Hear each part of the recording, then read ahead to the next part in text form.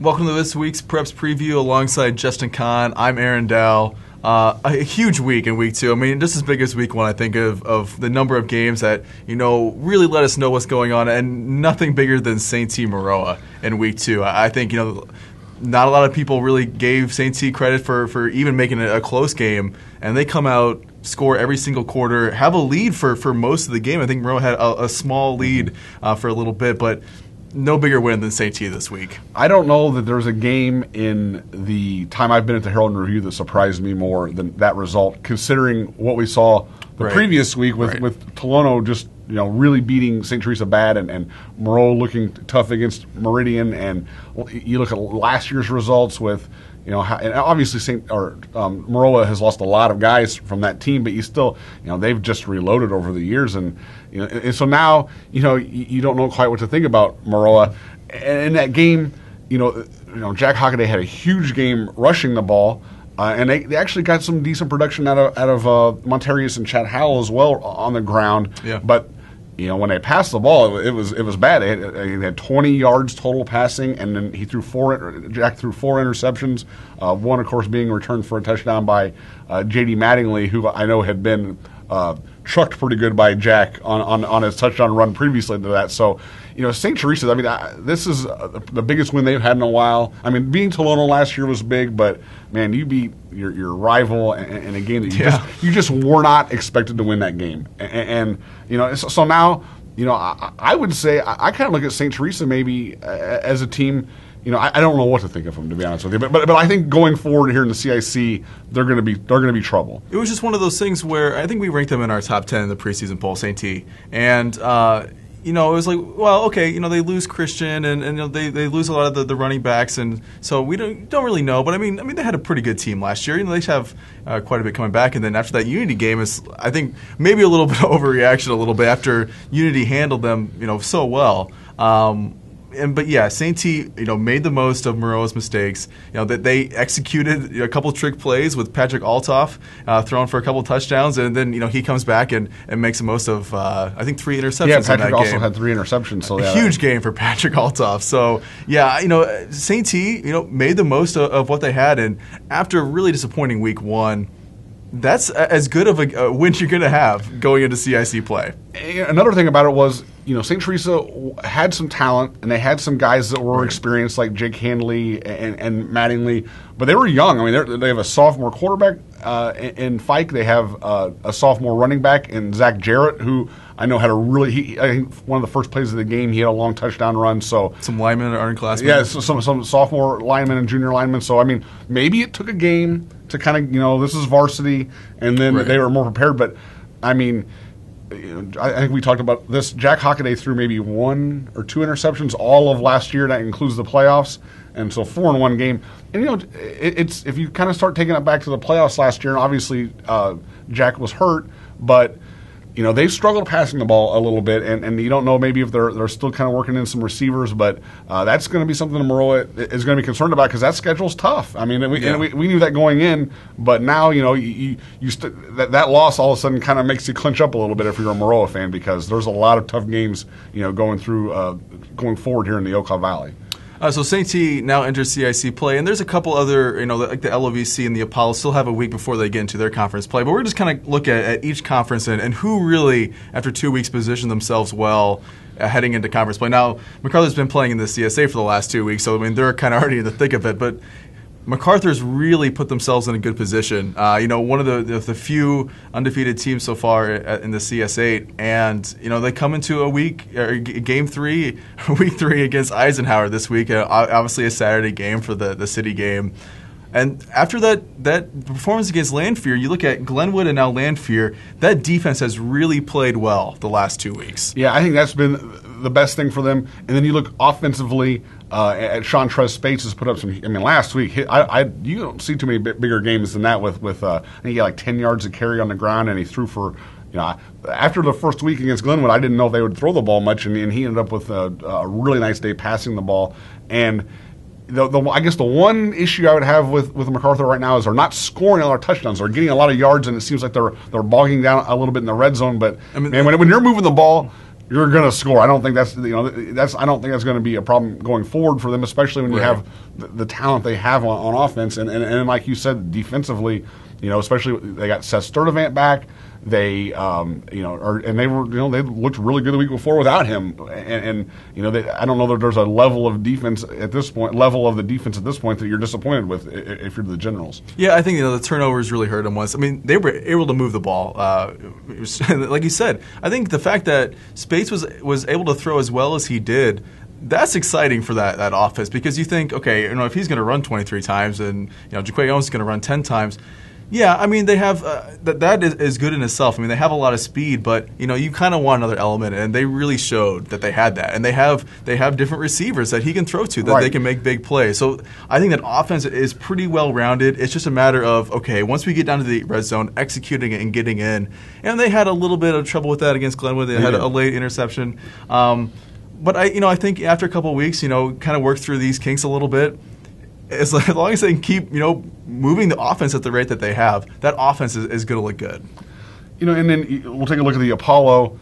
I mean, I don't think there's anybody else to, Taylorville's played well, but Mount Zion, I think, is the team that right now, they've going into the year, I thought, boy, if they make the playoffs, that'd be a nice year for them. And now, they just beat two really good teams, two games that I thought these are losses going into the season, and they handled both of those teams. So right now, I mean, that's the team that out of maybe all the teams in our area, that's the team that I think maybe is the most improved, or at least the one that I'm most impressed with compared to maybe what I thought to start the season. Yeah, both Taylorville and Mount Zion, four really tough out-of-conference opponents. Taylorville with Mount Vernon, and then Limestone last week, and then Jerseyville and Muhammad Seymour for Mount Zion. I mean, those are two games that Mount Zion last year really struggled. I mean, I think it was 66-22 last year for that Jerseyville game.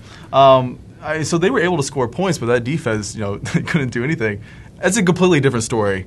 And we touched on this a little bit in our notes that came out on Monday. But the fact that Peyton Grindstaff is still able to do what he does with a different set of wide receivers. I know Brandon Price is still on the field, but Austin Thacker going off for 240 some odd yards. I know he had a big, I think, almost 100-yard touchdown pass on one of those, but still, the fact that he has so many different options. They have Tyler Hayes out of the backfield, who had another strong game in week 2. And in this week's performance came without Mason Bruce. Right. He was out of the game, so, I mean, you would have thought, oh, they're in trouble without Mason Bruce, and they roll up, I don't know, I think 390-some yards is what Grindstaff had, so. They're stacked on offense. There's no question about that. Moving over to the CIC, and we talked a little bit about St. Teresa, but I know there's 3 teams that are 2-0 in Tuscola, Sullivan, Okaw Valley, and Shelbyville, and they've all 6 of those wins have been really impressive. But for me, St. Teresa's the team that I think came out of this looking the best, just because that was an 0-2 start. Even if they they played well in those games, but I just thought that's an 0-2 start for them, and they would have to kind of go on a roll in the CIC. And now they stole one from Maroa, and we still don't know a ton about. Tuscola had a real nice win against Georgetown and Ridge Farm, but Shelbyville and Sullivan, you don't know a lot about those opponents. You don't quite know how it's going to how that's going to equate to to wins and losses in the CIC, but really all 4 of those teams right now look like playoff teams. To me, the most impressive out of those 3 was Tuscola. Westville, I wasn't really sure how they'd be up or down, but Georgetown Ridge Farm had a pretty good team last year and had a lot of those pieces coming back. And Taylorville just made it a joke of a game. Or I'm sorry, Tuscola made it a joke of a game. Nick Bates looked good. I mean, the defense has given up, I think maybe 2 touchdowns. I know they only gave up 7 here last week. Sullivan, Okaw Valley. I mean, yes. I mean, okay. Now Hoopeston, haven't they have folded years past, and maybe in like week 7 or week 8, but still to come out against Mount Olive, which is a decent team. I mean, that's not like Hoopeston. I think Hoopeston's kind of a weird opponent, but I think Sullivan doing against Mount Olive, that's really impressive to do that. And Nick Frericks is obviously this is his 3rd year starting. They got something going with Sullivan down there, and then Shelbyville, with a kind of a weird 20-point second quarter that gave up 20 points to Rantoul. But other than that, all three teams have had just dominating wins first week and second week. And that Shelbyville win over Pawnee is looking better because after Pawnee beat Cerro Gordo last week. So, sure. That's and Shelbyville's put up some huge numbers. I know Lucas Duckett had 300 and a lot of yards last week as well. So, right. They're putting up the numbers they're putting up bigger numbers than I expected, and I thought they would have a good offense. So, they've been really good. And then we'll talk about the Okaw a little bit.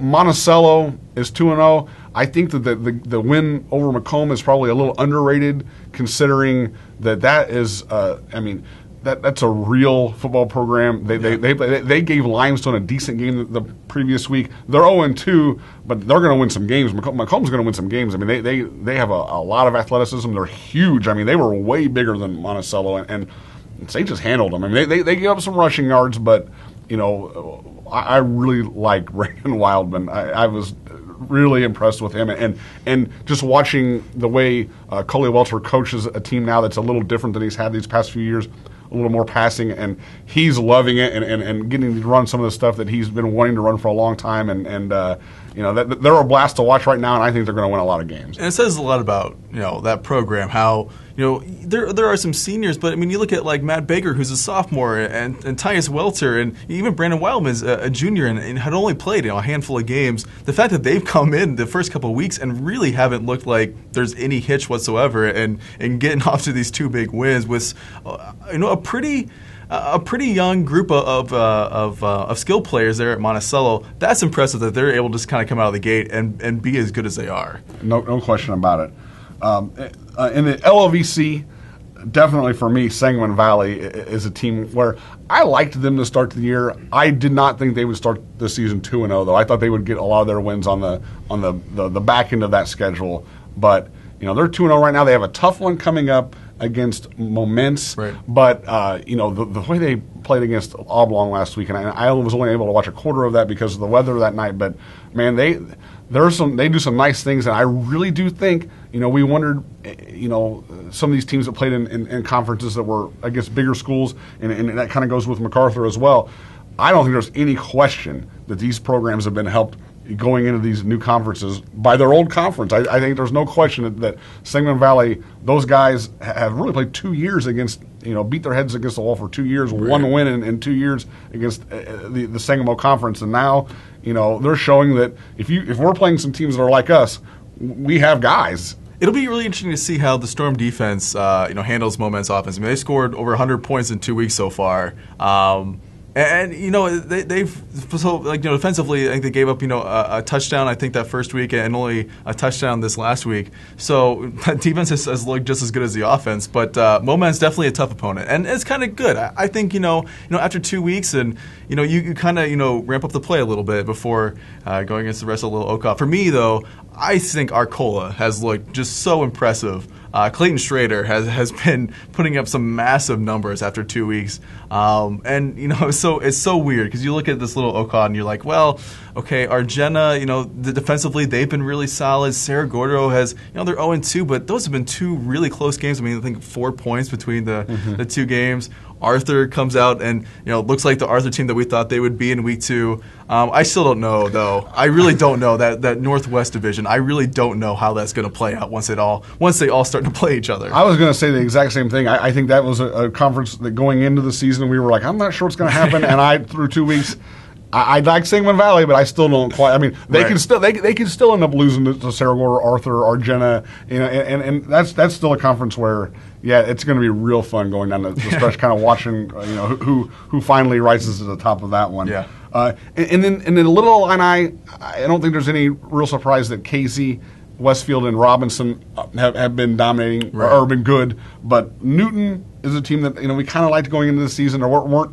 A lot of guys were kind of had nice seasons last year, weren't necessarily like all conference guys, but young guys who started kind of coming into their own last year, and now they won their first game, and they gave Casey a really good game. Lost the game, but that's as close as they've been to Casey in a while. Yeah, I mean, I think Casey in the last few years, I mean, only those couple teams the last couple of years have pushed them almost to the point that Newton did last week. They got that first score before they called the game on Friday, and then ended up getting something late.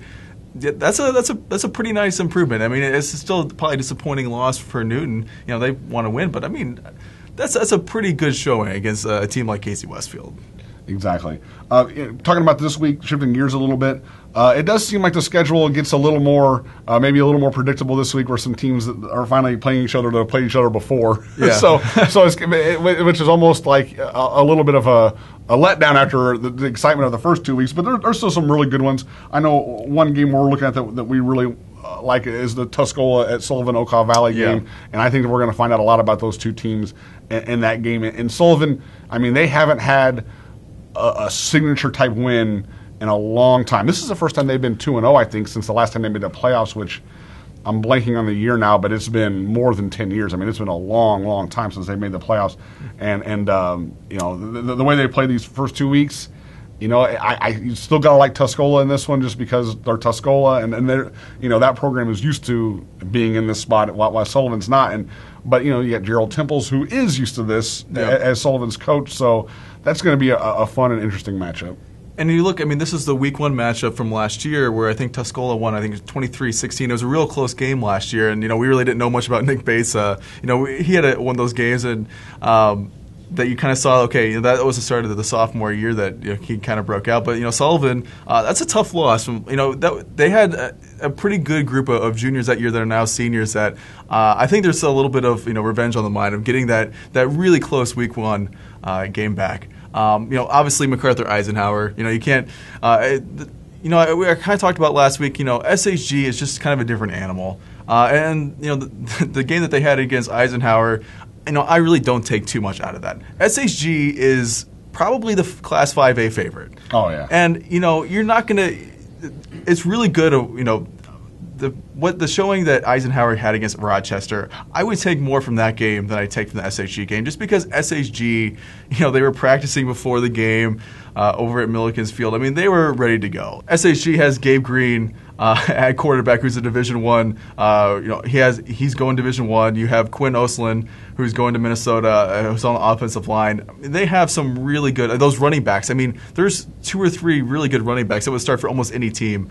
So I think, you know, coming into the city game, MacArthur is going to be the favorite for sure. But I think Eisenhower is better equipped this year than they were last year. You know, last year that was just I think too early, and a lot of these guys who are now sophomores, you know, now they had a year of experience. They've had a couple weeks that I think hopefully this will be, you know, a little bit closer and a better game than it was last year, which, I mean, frankly, was a blowout for MacArthur. And honestly, this is the first time Eisenhower has had a weapon since I've been here. I mean, Caleb DeHorty is a guy who can run the ball, he can throw the ball. He's got Colton Lockwood to throw the ball to, who's made some plays early. And, you know, right now that's a team that really for the first time you're like, okay, here's something that teams are going to have to prepare for coming in, and it's a you know, something that can scare you a little bit. So I think that makes this more fun maybe than some recent matchups between MacArthur and Eisenhower. But MacArthur has won a lot of these in a row, and so Eisenhower, you know, also probably has a little bit of a chip on its shoulder about that. Yeah. Another game, kind of switching back to the CIC a little bit, with 2 1-1 teams, Warrensburg Latham at Meridian. I really feel like that, you know, you kind of look at the last week's games, and Warrensburg was really impressive against Kincaid South Fork. Austin Tucker ran for more than 200 and had several touchdowns in that one. And, you know, Meridian struggled with Bunker Hill, so I think, you know, at this point you kind of go into this one looking at it and saying this is, you know, and one of these two teams with a win here goes to 2-1. And, you know, you still have some more winnable games on that schedule with, you know, with Central A&M and Clinton. You could make the playoffs if it's there possibly. So I do think that one is important for those two teams. Right. I think you know, you kind of look and you think maybe there's top 4 and the bottom 4. I do think Warrensburg is kind of right in the middle there.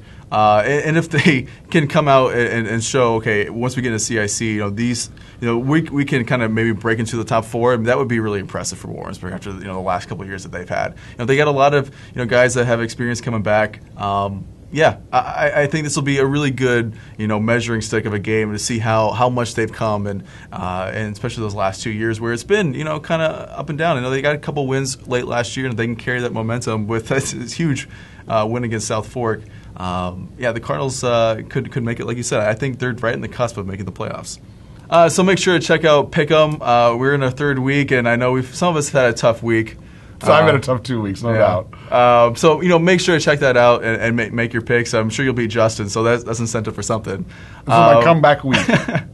But we'll have obviously all the playoff coverage or the regular season coverage, and hopefully it won't be like playoff football was last week where everything was on Saturday. Hopefully we get our Friday night games and there's not too much rain this week. But be sure to check out back at hrpreps.com for continuing coverage of all our football and volleyball and boys soccer.